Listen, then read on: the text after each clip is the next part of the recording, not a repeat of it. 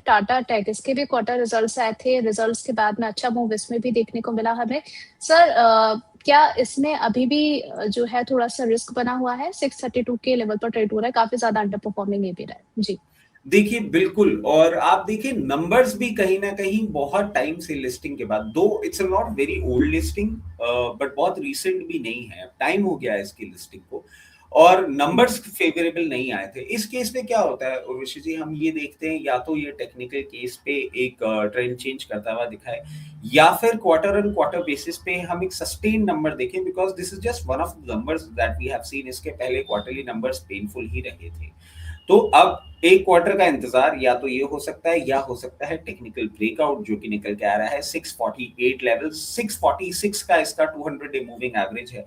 648 के ऊपर अगर ये सस्टेन मूवमेंट आपको करता हुआ दिखता है, नेक्स्ट डे उसके ऊपर मेंटेन करता है, तो आपको ये जर्नी कंटिन्यू होती हुई दिखेगी। 724 और 724 के बाद 789 तक के भी लेवल्स दिखाने का ये दमखम रखता है। चलिए ठीक है, नेक्स्ट यहाँ पर हम बात कर लेते हैं लेलॉयड मेटल्स के बारे में। काफी मैसिव इन्होंने जो है नंबर्स अपने रिपोर्ट किए हैं क्वार्टर 4 के। अगर हम बात करें रिजल्ट्स की, 1770 के लेवल पर ट्रेड हो रहा है। रचित जी क्या किया जाए इस काउंटर पर? उर्वशी जी वापस बताएंगे कौन से स्टॉक की बात कर रहे हैं? यहाँ पर सर लेलॉयड मेटल्स एंड एनर्जी। अच्छा, लॉयड मेटल्स की हम बात कर रहे हैं, और एक अच्छा अपमूव दिखाया है इसने, और कंटिन्यूस अपमूव में चल रहा है। और अगर हम सेक्टोरियल मीडियन को देखें, थोड़ा सा एक वैल्यूएशन टर्म्स में डिस्कम्फर्ट देखने को मिल रहा है, और प्रमोटर होल्डिंग थोड़ी सी डिक्रीज हुई है, और स्टॉक का प्राइस टू बुक वैल्यू भी बहुत ज्यादा इंस्पायरिंग नहीं दिख रहा है। बट हमने इसका एक मल्टी ईयर ब्रेकआउट देखा है। अब इसमें करना क्या चाहिए, देखिए क्लियर केस है 1540 ये एक बहुत स्ट्रॉन्ग सपोर्ट है, और आप बोलेंगे इतना दूर का आप सपोर्ट की बात कर रहे हैं, बट इसने रनअप ही ऐसा दिया है कि उसके पहले कोई सपोर्ट नहीं रजिस्टर होता हुआ दिख रहा है। 1540 के ऊपर जब तक ये मेंटेन कर रहा है, आपको फर्दर अपमूव आता हुआ दिख सकता है, जो कि इसको 1860 और 1860 के बाद 1940 लेवल्स तक लेके जा सकता है। But one thing is for clear कि वैल्यूएशंस अब वो कंफर्ट नहीं दे रहे हैं कि आप यहाँ पे फ्रेश पोजीशन इनिशिएट करें। अगर आपके पास पोजीशन ऑलरेडी है तो उसको स्टॉप लॉस के साथ मेंटेन करें। चलिए ठीक है, फ्रेश बाइंग के लिए सलाह नहीं है, लेकिन अगर ऑलरेडी पोजीशन है तो आप उसे देख करके चल सकते हैं। चलिए ठीक है, आगे हमारे दर्शकों के कई सारे सवाल आ चुके हैं। पाटिल जी का सवाल ले लेते हैं सबसे पहले, प्राइम मेंबर है हमारे। एसएमएस फार्मा के बारे में जानना चाह रहे हैं। सर कह रहे हैं चार्ट देख करके सर ये बता दीजिए कि इसमें बने रही या फिर निकलने के मौके देखे? देखिए एसएमएस फार्मा की आप अभी बात कर रहे हैं, रिसेंट टाइम्स में हमने डेवलपमेंट भी देखा है। अब अगर आपके पास पोजीशन है तो मैं आपको दे देता हूँ स्टॉप लॉस 386 का होगा। स्टॉप लॉस 386 के ऊपर अगर मेंटेन करता है तो वापस 440 लेवल्स तक आ सकता है। अकॉर्डिंगली अपनी पोजीशन मैनेज करें। ओके, नेक्स्ट इनका क्वेश्चन था सर ग्लेनमार्क फार्मा को लेकर के, इसमें भी क्या पोजीशन को मैनेज करके चल सकते हैं? ग्लेनमार्क फार्मास्यूटिकल्स हम देखें 2405 रुपए पे चल रहा है। इसमें भी अगर आपकी पोजीशन है तो सबसे पहले और सबसे इंपॉर्टेंट चीज स्टॉप लॉस जो कि निकल के आता है 2298, 2298 रुपए के ऊपर मेंटेन करता है। एक अच्छा ब्रेकआउट कैंडिडेट है ये, और आप देखें मल्टी ईयर हाइज पे चल रहा है। फर्दर अप मूव भी आ सकता है, और जिस तरीके से पोजीशन है 2480 और 2480 के बाद 2560 लेवल्स तक भी जाने का दमखम रखता है। ओके, डेटा पैटर्न सर यहाँ पर भी जो है वो पोजीशन को होल्ड करके रख सकते हैं, और जिस तरीके से इसमें हमने मूव आते हुए देखा है, आपसे पूछना चाहेंगे हम ये भी कि क्या इसमें शॉर्ट टर्म के लिए बाइंग की जा सकती है? देखिए बाइंग, फ्रेश बाइंग मैं कहूंगा थोड़ा सा वेट कर लें, किसी भी करेक्शन पे मौका ढूंढें, क्योंकि बार बार हम देख रहे हैं मार्केट्स आपको अच्छे मौके दे रहा है लोअर लेवल पे, तो लोअर लेवल पे बाइंग अपॉर्चुनिटी ढूंढेंगे। जहां तक इनकी पोजीशन की बात है 4080 का होगा स्टॉप लॉस, और जिस तरीके से ये पोजीशनड है बहुत जल्दी आपको 4300 और 4300 के बाद 4460 तक के लेवल्स दिखाने का दमखम रखता है। ओके, जेके सीमेंट सर यहाँ पर आप क्या टारगेट्स देख रहे हैं? 5445 के लेवल पर ट्रेड हो रहा है, 3% की अपसाइड इसमें आज देखने को मिल रही है। ऑलरेडी पोजीशन है तो क्या किया जाए जी?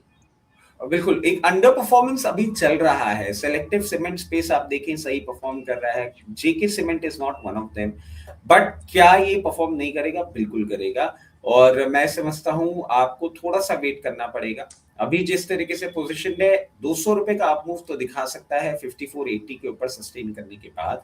उसके बाद जैसे ही आपको ये 5680 के ऊपर क्लोजिंग करता हुआ दिखाएगा, फिर आएगा एक डिसाइसिव अप मूव, और फिर आप एक स्टॉप लॉस भी अपना बांध सकते हैं 5630 का, और लेवल के लिए तैयार हो जाइएगा 5980। 5980 के बाद बहुत कंफर्टेबली आपको 6400 तक के भी लेवल्स दिखाने का ये दमखम रखता है।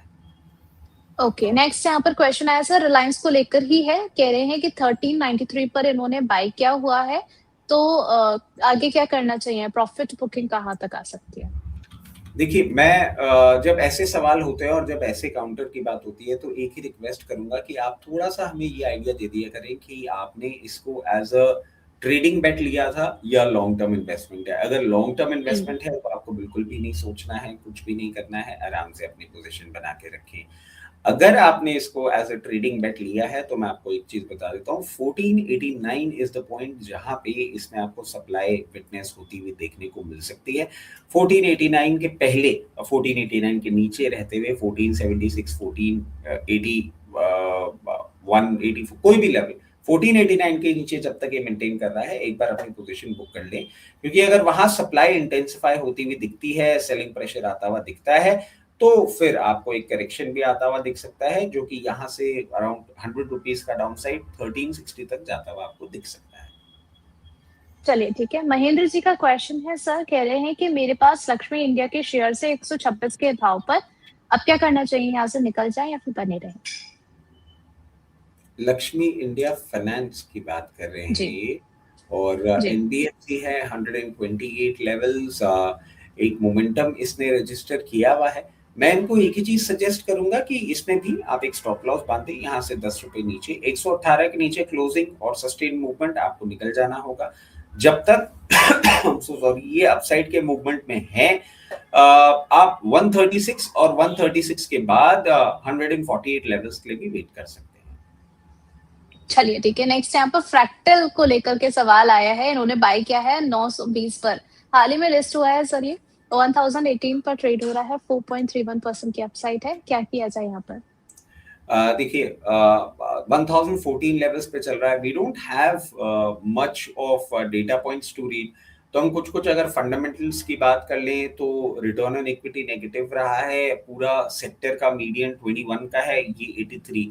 ये मैं आपको क्यों बता रहा हूँ कि कहीं ना कहीं इन लेवल्स पे एक वैल्यूएशन कंसर्न जरूर देखने को मिल रहा है, इसलिए स्टॉप लॉस होगा आपका 980 का। 980 रुपए के ऊपर जब तक मेंटेन कर रहा है, आपको एक बार ये 1048 और 1048 के बाद 1088 लेवल्स तक भी जाता हुआ दिख सकता है।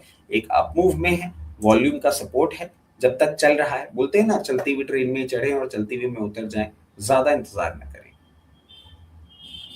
चलिए ठीक है, यहाँ पर ये थोड़ा डिफरेंट था आज, चलती हुई ट्रेन सर। हाँ, ये एक्चुअली शेयर बाजार में ऐसे बोलते हैं, वैसे लॉजिकली तो ये बहुत रिस्की हो सकता है क्योंकि पैर स्लिप हो गया तो आप पटरी के नीचे आ जाएंगे, बट शेयर बाजार में इसको ऐसे बोला जाता है कि जब स्टॉक मूवमेंट में है ना, तभी आप उसको बोर्ड करें, और टेक्निकल एनालिसिस जो करते हैं वो इस बात को बहुत स्ट्रांगली बिलीव करते हैं, और जैसे ही ट्रेन चल रही है मगर आपको सेंस हो जाता है ये स्लो हो रही है, स्पीड कम हो रही है, तो उतर जाना चाहिए, क्योंकि अगर ये ट्रेन रुकी और झटके से पीछे जाने लग गई तो पैसा लेके चली जाएगी। तो बोलते हैं चलती हुई ट्रेन में चढ़े और चलती हुई में उतर जाए, बट सबसे ये विनती है, प्रैक्टिकली इसको प्रैक्टिस मत करिएगा, लाइफ बहुत इंपॉर्टेंट है।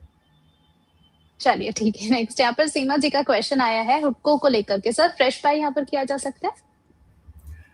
हुडको को हम देख लेते हैं, और सीमा जी 220 लेवल्स पे चल रहा है। अगर आप देखें रीसेंट टाइम्स में जिस तरीके से मूवमेंट किया है, ऑफलोस बहुत अच्छा ट्रेड कर रहा है, डेफिनेटली मैं कहूंगा आप अगर पोजीशन सोच रहे हैं बिल्कुल बनाएं, मगर स्टॉप लॉस है जरूरी, 208 रुपए का स्टॉप लॉस होगा। पहला टारगेट आपके लिए 232 और 232 के ऊपर सस्टेन करता है तो 244 के लेवल्स दिखा सकता है, a good stock but with stop loss. चलिए ठीक है, नेक्स्ट यहाँ पर इनका एक और सवाल है सर, अनंत राज को लेकर के, बाइंग प्राइस उन्होंने मेंशन करी है 532 की। देखिए 532 मतलब प्रैक्टिकली आप प्राइस पॉइंट पे ही हैं अभी, जिस प्राइस पॉइंट पे ये चल रहा है, और जी। इसमें भी आप देखें लोअर लेवल से एक अच्छा मोमेंटम रजिस्टर किया है, हल्का सा सप्लाई आपको देखने को मिल सकता है 556 के ऊपर सस्टेन करता है तो 620 के लेवल्स दिखाने का दमखम रखता है। स्टॉप लॉस एज यूजुअल मैं बोल रहा हूँ बार बार है बहुत जरूरी, तो 488 का स्टॉप लॉस होगा, उसके ऊपर जब तक मेंटेन कर रहा है जर्नी कंटिन्यू करें। चलिए रजनी जी का क्वेश्चन ले लेते हैं, दीप इंडस्ट्रीज के बारे में जानना चाह रही है। बाइंग प्राइस इनकी जो है 490 की है सर, आपका व्यू क्या रहेगा इस पर? दीप इंडस्ट्रीज 480 पे ले रखा है, 468 रुपए 490। 490 पे ले रखा 90। है, 468 रुपए चल रहा है। देखिए इसने एक बहुत लंबा कंसोलिडेशन दिखाया है उर्वशी जी, और आई बिलीव शायद हीरो मोटो की हमने बात करी थी, उसके बाद आप इस जी। स्टॉक को भी नोटिस करेंगे 200 डे और 50 डे सेम पॉइंट पे, मतलब आप हम्म। देखें इसका तो इतना क्लोज है कि हार्डली कुछ 30-35 पैसे का ही फर्क है। और 495 लेवल्स पे ना एक सप्लाई देखने को मिल रहा है। 495 जैसे ही ब्रीच करेगा पहला एक इमीडिएट लेवल आता है 512 और फिर 538।